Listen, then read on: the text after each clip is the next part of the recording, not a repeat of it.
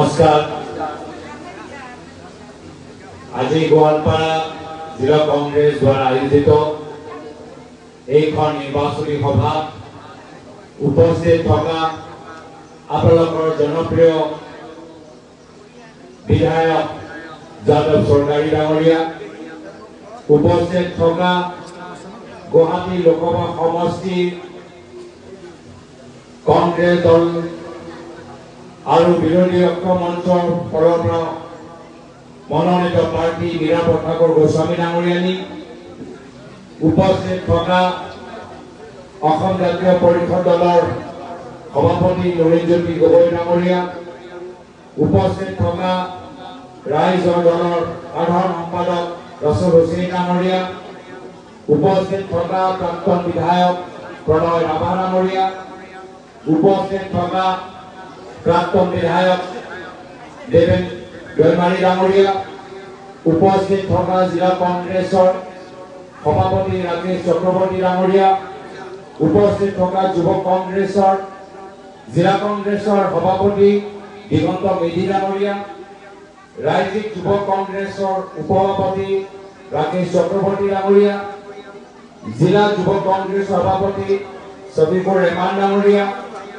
চৰাইদেউ জিলা কংগ্ৰেছৰ সভাপতি উৎপল গগৈ ডাঙৰীয়া, উপস্থিত থকা তিনিচুকীয়া জিলা কংগ্ৰেছৰ প্ৰাক্তন সভাপতি প্ৰদেশ কংগ্ৰেছৰ সাধাৰণ সম্পাদক জয়ন্ত কলিতা ডাঙৰীয়া, প্ৰদেশ কংগ্ৰেছৰ সাধাৰণ সম্পাদক অশ্বনী চৰকাৰ ডাঙৰীয়া, উদিত ভানু দাস ডাঙৰীয়া, খলিলুৰ ৰেহমান ডাঙৰীয়া, মঞ্চত উপস্থিত থকা আমাৰ বয়োজ্যেষ্ঠ সমাজ সেৱকসকল, মাননীয় বৰুৱাদেৱ ডাঙৰীয়া, মঞ্চত উপস্থিত থকা বিশিষ্ট ব্যক্তিসকল, NSY যুৱ কংগ্ৰেছ, মহিলা কংগ্ৰেছ, ব্লক কংগ্ৰেছৰ বিষয়ববীয়াসকল, ৰাইজৰ দল, CPM, CPIM দল, অসম জাতীয় পৰিষদ দলৰ বিষয়ববীয়াসকল, ইয়াত উপস্থিত থকা মোৰ শ্ৰদ্ধাৰ আই মাতৃসকল, বয়োজ্যেষ্ঠসকল, যুৱক বন্ধুসকল, সাংবাদিক বন্ধুসকল আৰু ইয়াত উপস্থিত থকা শ্ৰদ্ধেয় ৰাইজ, মই প্ৰথমতে আপোনালোকক ধন্যবাদ জ্ঞাপন কৰিবলৈ বিচাৰিছো, কৃতজ্ঞতা জ্ঞাপন কৰিবলৈ বিচাৰিছো যে ইমান ৰ'দত আপোনালোকে ইমান ধৈৰ্য সহকাৰে আমাৰ কথাবোৰ যে শুনি আছে, সেইটোৱে প্ৰমাণ কৰে যে এইবাৰ অসমবাসী ৰাইজে বৰ্তমানৰ লোকসভা নিৰ্বাচন যথেষ্ট গুৰুত্ব সহকাৰে লৈছে। ইয়াৰ পূৰ্বে যিমানবোৰ লোকসভা নিৰ্বাচন হৈছে, ইয়াৰ পূৰ্বে যিমানবোৰ বিধানসভা নিৰ্বাচন হৈছে, আটাইতকৈ গুৰুত্বপূৰ্ণ নিৰ্বাচন হৈছে বৰ্তমানৰ লোকসভা নিৰ্বাচন। কিয় গুৰুত্বপূৰ্ণ? এইবাৰ আপোনালোকে মাত্ৰ নিজৰ সাংসদগৰাকী নিৰ্বাচিত কৰা নাই, এইবাৰ কোন দলৰ চৰকাৰ কেন্দ্ৰত শাসন কৰিব সেইটো নিৰ্ধাৰিত কৰা নাই। এইবাৰ আপোনালোকক সিদ্ধান্ত ল'ব লাগিব যে ভাৰতৰ গণতন্ত্ৰ থাকিব নে নাথাকিব। এইবাৰ আপোনালোকক সিদ্ধান্ত ল'ব লাগিব যে আপোনালোকৰ বাক স্বাধীনতা থাকিব নে নাথাকিব। এইবাৰ আপোনালোকক সিদ্ধান্ত ল'ব লাগিব যে সংবিধানৰ ভিতৰত যে বিভিন্ন জনগোষ্ঠী জনজাতি যি অধিকাৰ পায়, যি সুৰক্ষা পায়, সেই অধিকাৰবোৰ আইনবোৰ থাকিব নে নাথাকিব। আজি এটা গুৰুত্বপূৰ্ণ নিৰ্বাচন। বিজেপিৰ ফালৰ পৰা আমি কি শুনা পাওঁ যে তেওঁলোকে সংবিধানটো সলনি কৰিবলৈ দিছে। যদি সংবিধানটো সলনি কৰে তেতিয়া আমাৰ ওপৰত কি প্ৰভাৱ পৰে? সংবিধানত লিখা আছে যে বিভিন্ন অনুসূচিত জাতি, বিভিন্ন জনগোষ্ঠী জনজাতিৰ বাবে যিকোনো দলৰ কেন্দ্ৰীয় চৰকাৰ থাকে, সেই কেন্দ্ৰীয় চৰকাৰে জনগোষ্ঠী জনজাতিৰ বাবে বিশেষ আইন হাতত ল'ব লাগিব। কিন্তু যদি বিজেপি সংবিধান সলনি কৰি দিয়ে, আটাইতকৈ ডাঙৰ প্ৰভাৱ পৰিব আমাৰ বিভিন্ন জনগোষ্ঠী জনজাতিৰ ওপৰত। আপোনালোকৰ বিশেষ মৰ্যাদা আছে, আপোনালোকে যে বিশেষ সুৰক্ষা পায়, এই সুৰক্ষাটো ভৱিষ্যত সংকটত পৰিব। ইয়াৰ পূৰ্বে ভাৰতৰ স্বাধীনকালৰ পৰা বৰ্তমানলৈকে বিভিন্ন জনগোষ্ঠী জনজাতি যিমানবোৰ সুৰক্ষা পাইছে সদায় কংগ্ৰেছৰ দিনত পাইছে। সদায় কংগ্ৰেছৰ দিনত আমাৰ অসমৰ ভিতৰত যিমান আমাৰ কাউন্সিল আছে, অটনমিক কাউন্সিল কথাই কওক, ডেভেলপমেণ্ট কাউন্সিল কথাই কওক, এই গোটেই কাউন্সিল সদায় যেতিয়া কংগ্ৰেছ আছিল তেতিয়া আপোনালোকে কাউন্সিলবোৰ পাইছে। কিন্তু আজিৰ তাৰিখত এই বিজেপি যিদৰে তেওঁলোকে অপশাসন কৰিবলৈ বিচাৰে, লাহে লাহে লাহে আমাৰ ট্ৰাইবলৰ এই বিশেষ মৰ্যাদা তেওঁলোকে নাইকিয়া কৰিবলৈ বিচাৰিছে। কি কৰিবলৈ বিচাৰিছে? আজি আপোনালোকে দেখা পাইছে যে লাডাখত আজি মানুহে তাত কৈছে যে আমি কংগ্ৰেছৰ দিনত সুখী আছিলো, বিজেপি আহি আমাৰ লাডাখৰ পৰিৱেশ বেয়া কৰি দিছে, আমাক এছটি ষ্টেটাছ দিয়ক। কিন্তু আজিলৈকে বিজেপিয়ে লাডাখক এছটি ষ্টেটাছ দিয়া নাই। আজি বিজেপিৰ কাৰণে আজি জম্মু কাশ্মীৰৰ মানুহে কৈছে যে আমাৰ ৰাজ্যৰ এটা মৰ্যাদা আছিলে, আমাৰ ৰাজ্যৰ পৰা আপুনি আমাক ইউনিয়ন টেৰিটৰীলৈ পৰিণত কৰিলে, পুনৰবাৰ আমাক ৰাজ্যৰ মৰ্যাদা দিয়ক। কিন্তু বিজেপি নিবিচাৰে। এই ৰাজ্যৰ মৰ্যাদাটো তেওঁলোকে মোহাৰি দিছে। যিদৰে আজি জম্মু কাশ্মীৰৰ বিশেষ মৰ্যাদা তেওঁলোকে নাইকিয়া কৰিলে, যিদৰে লাডাখৰ বিশেষ মৰ্যাদা তেওঁলোকে নাইকিয়া কৰিলে, এতিয়া লাহে লাহে আমাৰ তেওঁলোকৰ চকু এতিয়া উত্তৰ পূৰ্বাঞ্চলৰ ওপৰত পৰিছে। উত্তৰ পূৰ্বাঞ্চলত তেওঁলোকে কি কৰিব বিচাৰে? উত্তৰ পূৰ্বাঞ্চলত আজি যি আমাৰ অসম চুক্তিৰ জৰিয়তে আমি নিজকে সুৰক্ষিত ভাবিছিলো, সেই অসম চুক্তি কা আইন জাপি দি এতিয়া অসম চুক্তিটো নাইকিয়া কৰি দিছে। আজি শ্ৰদ্ধা ৰাইজ, আমি বিচাৰো যে আমাৰ মানুহবোৰৰ বাস্তৱ সমস্যা সমাধান হওক। সকলোকে মনত পৰে যে এনআৰচি সময়ত আমাৰ দুখীয়া অঞ্চলৰ মানুহে কিমান বিজেপি চৰকাৰে দৌৰালে।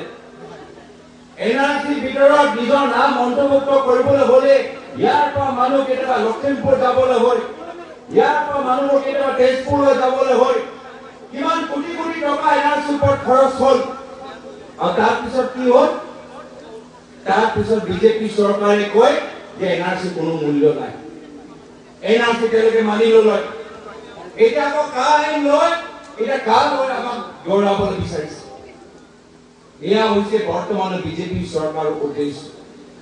আমালোকৰ মাজত খালি সংঘাত সৃষ্টি কৰিব আৰু লাহে লাহে লাহে আমাৰ ভাষা, আমাৰ সংস্কৃতি, আমাৰ ৰাজনৈতিক অধিকাৰবোৰ তেওঁলোকে কাঢ়ি লৈ যাবলৈ বিচাৰে। কি উদ্দেশ্য তেওঁলোকৰ?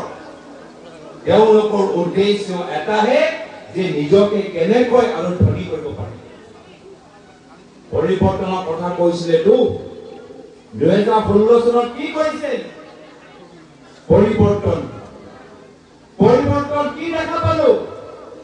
এটাই পৰিৱৰ্তন দেখা পালো যে নহৰুৰ দাম 400 টকা হৈ গল।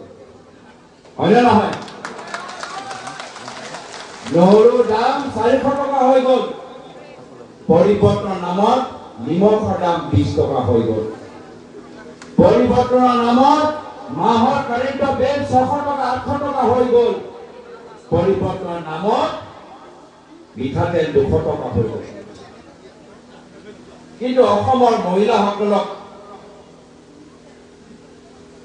বাৰম্বাৰ এখন বিজেপি চৰকাৰ মিছা প্ৰতিশ্ৰুতি দি আছে, প্ৰলোভন দি আছে। প্ৰথমতে প্ৰলোভন দিলে প্ৰধানমন্ত্ৰী মোদী ডাঙৰীয়া। প্ৰধানমন্ত্ৰী মোদী ডাঙৰীয়া আহি কলে 15 লাখ টকা আপোনাক যদি লাগে পদুম ফুলক ভোট দিয়ক। অসমৰ মহিলাবোৰে ভাবিলে 15 বছৰ কংগ্ৰেছৰ চৰকাৰ পালো, কেতিয়াও 15 লাখ টকা দিয়া নাই। এতিয়া মোদী ডাঙৰীয়া আহি 15 লাখ টকা কৈছে, এবাৰ পদুম ফুলকে ভোট দিওঁ।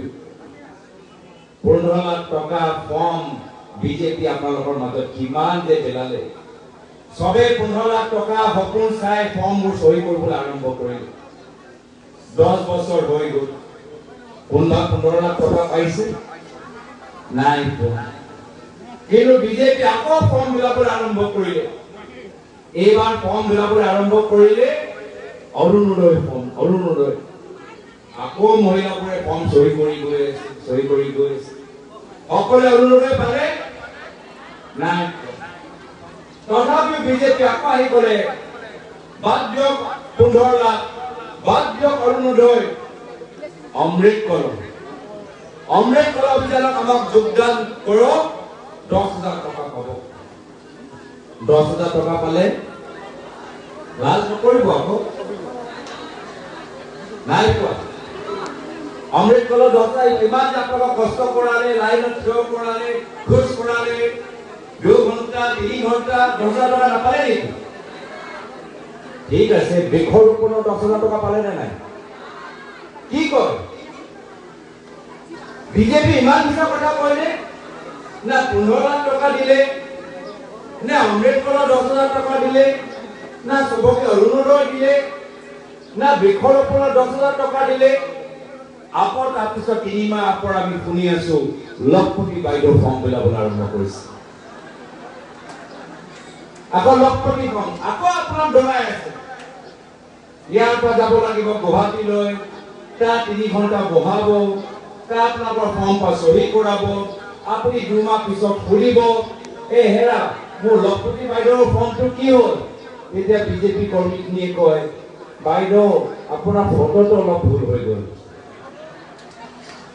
বাইদেউ আকৌ আহক ফটোটো ভুল হৈ গ'ল আপুনি আকৌ ফৰ্ম সহি কৰে আকৌ বিজেপি সভালৈ যায় 4 ঘণ্টা শুনিয়ে থাকে বহিয়ে থাকে আকৌ 1 মাহ পিছত আকৌ সোধে যে মোৰ লক্ষপতি বাইদেউ কি হ'ল এটা বিজেপি কয় বাইদেউ আপোনাৰ নামটো অলপ ভুল লিখিছিল আকৌ এটা ফৰ্ম লয় আকৌ ফৰ্ম লয় আকৌ ফৰ্ম সহি কৰে আকৌ আপোনালোকে ওচৰলৈ যায় তেতিয়া বিজেপি সোধে লক্ষপতি বাইদেউ কেতিয়া হ'ম তেতিয়া বিজেপি কৰ্মীখিনিয়ে কয় ওপৰৰ পৰা স্যাটেলাইট আপোনাৰ লোকেশন জিপিএছ টো পোৱা নাই ঘৰৰ লোকেশনটো পোৱা নাই কিমান বাৰ অসমৰ মহিলাক দৰাই আছে মহিলাসকল আপোনাৰ আৰু কাম নাই নেকি যদি কাম নাই গৈ থাকক কিন্তু মই ভাবো অসমৰ মহিলাসকলৰ যথেষ্ট দায়িত্ব আছে ঘৰখন চম্ভালিবলৈ আছে ল'ৰা ছোৱালীক পঢ়াবলৈ আছে বয়োজ্যেষ্ঠ সকলক চিকিৎসালয় কৰাবলৈ আছে আপুনি এইখিনি কাম কৰিব নে বিজেপি সভা 4 ঘণ্টা 3 ঘণ্টা বহি খালি ফৰ্ম সহি কৰি হাতত মাত্ৰ 200 টকা লৈ আহিব ইমান দিন আপোনাৰ ঘৰৰ স্বামী ঘূৰি আছে আকৌ বিজেপি সভালৈ যাবা গধূলি যেতিয়া ঘূৰি আহে তেতিয়া ঘৰৰ মানুহজনে সোধে আজি লক্ষপতি হ'লা নেকি তেতিয়া গাঁৱৰ মহিলা কয় নাই 200 টকাহে দিলে আমাক চাপ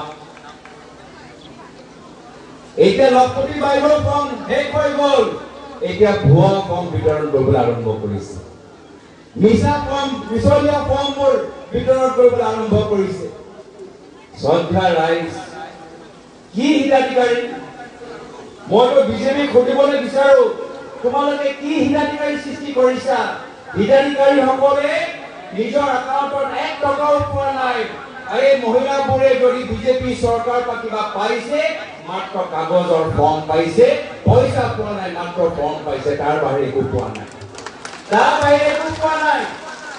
খালি ফৰ্ম 1 খোপা ফৰ্ম আছে ঘৰত পইচা নাই এতিয়া শ্ৰদ্ধা ৰাইজ চাওক মোক মনত পৰে মোৰ পিতৃ প্ৰয়াত তৰুণ গগৈ দেৱে কৈছে যে অসমৰ মহিলা তেওঁলোকৰ বাবে হেমা মালিনী যে বাহিৰৰ হেমা মালিনী নালাগে অসমৰ মহিলাসকলক কৈছে এই মিছা ক'লে কি ডাল হ'ব মিছা কথা ক'ব নালাগে কৈছে কিন্তু বৰ্তমানৰ অসম চৰকাৰৰ মুখ্যমন্ত্ৰী হিমন্ত বিশ্ব শৰ্মা ডাঙৰীয়া মিছা কথা কৈ গৈ আছে আজি শ্ৰদ্ধা ৰাইজ মই বিশেষভাৱে অসমৰ মহিলাসকলক অনুৰোধ জনাইছো, এটা ভোট আপোনালোকে ব্যৰ্থ নকৰিব, এটা ভোট আপোনালোকে নষ্ট নকৰিব। এই বিজেপি চৰকাৰে ইমান আপোনালোকক ডৰাইছে, আপোনালোকক ইমান যে কষ্ট কৰিছে, আপোনালোকৰ ঘৰৰ প্ৰত্যেক বস্তুৰ দাম যে বঢ়াই দিছে, এই বিজেপি দলটোক নিজৰ ভোটৰ জৰিয়তে আপোনালোকে এইবাৰ নিজৰ প্ৰত্যুত্তৰ দিয়ক। আপোনাক ফৰ্ম বিলাই আছে, গাঁৱৰ ভিতৰত খবৰ ল'ব, এই বিজেপি চৰকাৰ আপোনাক ফৰ্ম দিছে আৰু গাঁৱৰ ভিতৰৰ চৰকাৰী স্কুল বন্ধ কৰি মদৰ দোকান খুলিছে, আপুনি সেইকাৰণে বিজেপি ভোট দিবলৈ বিচাৰে যে তেওঁলোকৰ আপোনালোকৰ ল'ৰা ছোৱালী পঢ়ি থকা চৰকাৰী স্কুল বন্ধ কৰি আপোনালোকৰ যুৱকসকলক ভৱিষ্যত ধ্বংস কৰা মদৰ দোকান খুলিছে, তাৰ বাবে অসমৰ মহিলাৰ পৰা বিজেপি ভোট বিচাৰিছে। ঘৰত খবৰ লওক, বয়োজ্যেষ্ঠসকলক সোধক, বয়োজ্যেষ্ঠসকলে ক'ব যে কংগ্ৰেছৰ দিনত মই বৃদ্ধ পেঞ্চন পালো, বিজেপিৰ দিনত মোৰ দৰৱৰ দাম তেওঁলোকে বৃদ্ধি কৰিলে, দৰৱৰ দাম বৃদ্ধি কৰি দিছে। তো অসমৰ মহিলা সকলক মই সুধিব বিচাৰিছো, এই বিজেপি চৰকাৰ আপোনাৰ পৰিয়ালৰ প্ৰত্যেক সদস্য বিৰুদ্ধে অন্যায় কৰিছে। সৰু সৰু ল'ৰা ছোৱালী চৰকাৰী স্কুল বন্ধ কৰি, গাঁৱৰ যুৱকক নিবনুৱা ৰাখি মদৰ দোকান খুলি, আপোনালোকৰ ঘৰৰ প্ৰত্যেক বস্তুৰ দাম বঢ়াই, বয়োজ্যেষ্ঠসকলৰ দৰৱৰ দাম বৃদ্ধি কৰি এই বিজেপি চৰকাৰৰ অন্যায় অত্যাচাৰৰ বিৰুদ্ধে আপোনালোকে এইবাৰ মাত মাতিব লাগিব। আহা 7 তাৰিখে হাতৰ চিৰপত ভোট দি মীৰা বৰঠাকুৰ গোস্বামীক আপোনালোকে জয়যুক্ত কৰিব লাগিব। তেতিয়াহে বুজি পাব। আৰু যদি আপুনি নকৰে, তো অসমৰ আইসকল যেতিয়া আপোনালোকৰ গাঁৱৰ ল'ৰা বেছি উৎপাত কৰি থাকে আৰু যদি আপুনি সময়মতে অলপ কাণটো চেপি নিদিয়ে, তাৰ উৎপাতটো আৰু বাঢ়ি যায়। এইকাৰণে যদি এইবাৰ আপুনি আহা 7 তাৰিখে এই অহংকাৰী বিজেপি চৰকাৰ কাণটো অলপ চেপি নিদিয়ে, আপোনালোকৰ 1250 গেছ চিলিণ্ডাৰটো কাইলৈ গৈ 1500 টকা হ'ব। আপোনালোকৰ নিমখৰ এতিয়া 15 টকা, কাইলৈ গৈ 30 টকা গৈ পাব। চাউলৰ 40 টকা হৈছে, কাইলৈ গৈ 80 টকা গৈ পাব। সময় আহিলে এইখন অহংকাৰী চৰকাৰক শিক্ষা দিয়া। ক্ষমতা তেওঁলোকৰ মূৰত সোমাই গৈছে, পাহৰি গৈছে ৰাজনীতি হ'ল সমাজক সেৱা কৰা এটা মাধ্যম। মোৰ পিতৃ ডাক্তৰ তৰুণদেৱে কৈছিল যে আমি ৰাইজৰ সেৱক, আৰু এইখিনি মানুহ যিসকল বিস্ফোৰণ আছে তেওঁলোকে কয় নহয়, তেওঁলোকে নিজকে ৰাইজৰ ৰজা ভাবে।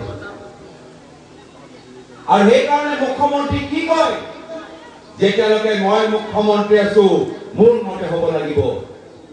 ৰাতিপুৱা টোপনিত কি দেখা পাওঁ, আগদিনা মই সেইটোৱে কৰো। টোপনিত কি দেখা পালে, যে বাল্য বিবাহ লৈ আমাৰ বিভিন্ন জনগোষ্ঠী জনজাতিৰ মানুহৰ স্বামীবোৰক এনেকৈ এক ৰাতিৰ ভিতৰত জেলত ভৰাব লাগে, সেইটোৱে কৰিলে। আপোনালোকৰ ঘৰৰ অৱস্থা কি মনত পেলাওক। এই গৰ্ভৱতী মহিলা, তেওঁ কি অৱস্থা, যেতিয়া তেওঁ পুলিচৰ তেওঁ ঘৰলৈ আহি তেওঁ স্বামীক চুচৰাই লৈ গ'ল। মনত পেলাওক এনআৰচি সময়ত আপোনাৰ কি অৱস্থা, যেতিয়া ইয়াৰ পৰা তেজপুৰ যাব লাগে, ইয়াৰ পৰা লখিমপুৰ যাব লাগে, আৰু পিছতে দেখা পালে এনআৰচি আপোনাৰ নাম নাই। সেইকাৰণে শ্ৰদ্ধেয় ৰাইজ, এই অহংকাৰী শাসনৰ অহংকাৰ ভাঙা সময় আহিব। আজি কৈছে যাদৱ চৌধুৰী ডাঙৰীয়াই যে এই বিজেপি চৰকাৰ মাত্ৰ কয়লা মাফিয়া, শিল মাফিয়া, বালি মাফিয়াৰ চৰকাৰ। ইয়াত শিক্ষা বিভাগ নাই, এইখন চৰকাৰৰ স্বাস্থ্য বিভাগ নাই, এইখন চৰকাৰৰ জল সম্পদৰ বিভাগ নাই, এইখন চৰকাৰৰ মন্ত্ৰীবোৰ কোনোবা কয়লা মাফিয়া মন্ত্ৰী, কোনবা বালি মাফিয়া মন্ত্ৰী, কোনবা হিল মাফিয়া মন্ত্ৰী, কোনবা কাঠ মাফিয়া মন্ত্ৰী, এয়া হৈছে তেওঁলোকৰ উদ্দেশ্য। কাৰোবাৰ নামৰ বাগান আছে, কোনোবা নামৰ ৰিজৰ্ট আছে, ক'ৰবাত নিজৰ স্কুল আছে, এয়া হৈছে তেওঁলোকৰ উদ্দেশ্য।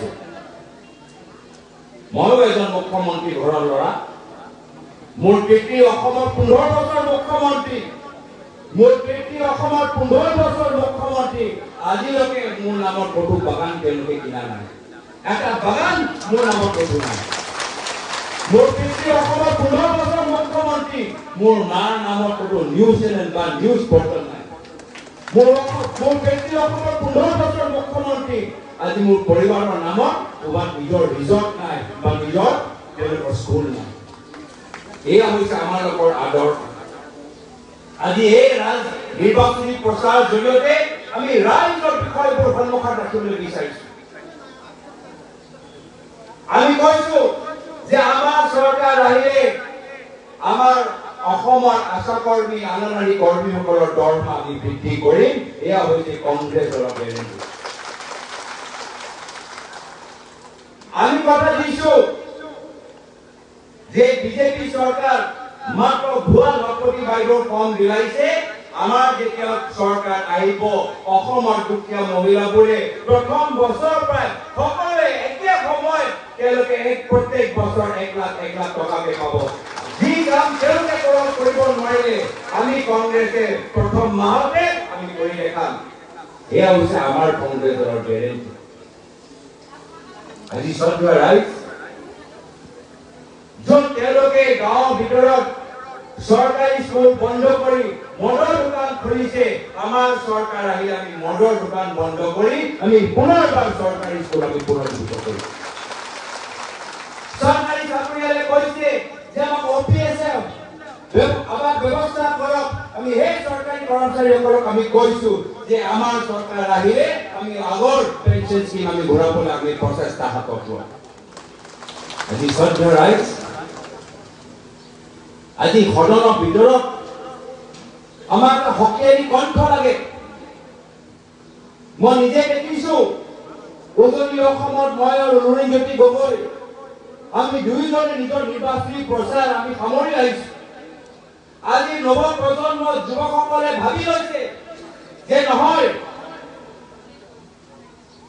আমাৰ প্ৰতিনিধিজন দিল্লী হৰণত গ'লে নিমাত হৈ থাকিলে নহ'ব। সেইকাৰণে ডিব্ৰুগড় লোকসভা সমষ্টিৰ ভিতৰত নৱ প্ৰজন্মই কৈছে কি নহয়, এইবাৰ আমি লুৰিণজ্যোতি গগৈ ডাঙৰীয়াক আমি দিল্লী হৰণত আমি দেখা পাবলৈ বিচাৰো। সেই একে চিন্তা যোৰহাট লোকসভা সমষ্টিৰ ৰাইজে নিজৰ মনত লৈছে। নৱ প্ৰজন্ম সিদ্ধান্ত লৈছে যে এইবাৰ যোৰহাট লোকসভা সমষ্টিৰ পৰা এটা বলিষ্ঠ কণ্ঠ আমি দিল্লী হৰণত দেখা পাবলৈ বিচাৰো। আৰু সেইকাৰণে আজি আপোনালোকক মই বিনম্ৰভাৱে অনুৰোধ কৰিছো যে গুৱাহাটী লোকসভা সমষ্টিৰ পৰা অহা 7 তাৰিখে হাতৰ চিহ্নত ভোট দি আপোনালোকে মীৰা বৰঠাকুৰৰ শক্তিশালী কণ্ঠ দিল্লী হৰণৰ পৰা পাব লাগে। এনে এটা সিদ্ধান্ত মই বিশেষভাৱে নৱ প্ৰজন্মৰ পৰা অনুৰোধ কৰিছো। আমি বেলেগ ধৰণৰ ৰাজনীতি কৰিবলৈ আহিছো, আমি নতুন ধৰণৰ ৰাজনীতি কৰিবলৈ আহিছো।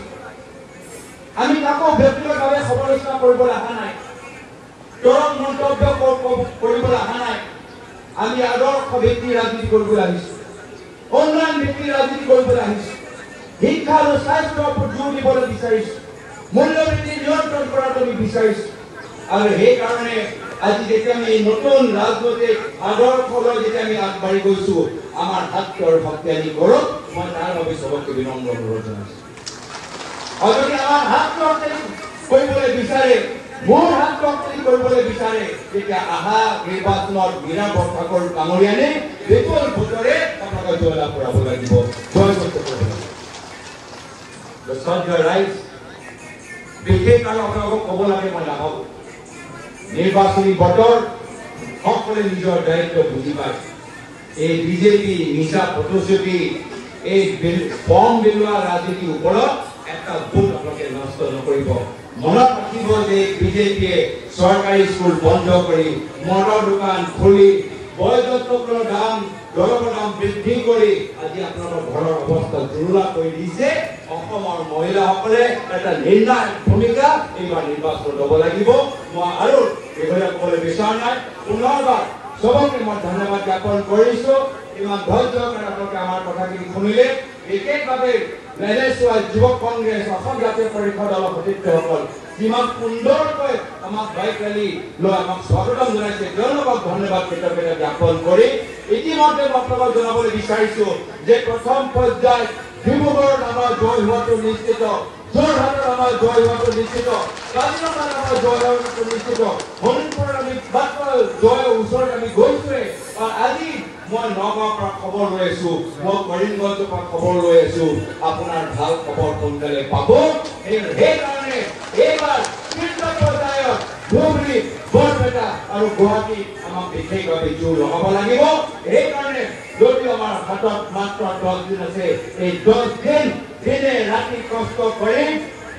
প্ৰত্যেক ঘৰৰ ভিতৰত সোমাই আমি মানুহক বুজাব লাগিব, কিয়নো এবাৰ মীৰা বৰঠাকুৰ বাইদেউ আমাৰ এজন ভাল প্ৰাৰ্থী হ'ব পাৰে, এজন ভাল প্ৰতিনিধি হ'ব পাৰে, এজন ভাল সাংসদগৰাকী হ'ব পাৰে। এইখিনি কথা আপোনালোকৰ দায়িত্ব ল'ব লাগিব আৰু আপোনালোকে ভালদৰে নিজৰ দায়িত্ব ব্যৱহাৰ কৰিব। মোৰ ভৰসা আপোনালোকৰ ওপৰত আছে। এইখিনি কথা কৈ মই সবকে আজি ধন্যবাদ জ্ঞাপন কৰি ইয়াতে নিজৰ চমু সামৰিছোঁ। ধন্যবাদ। জয় হিন্দ, জয়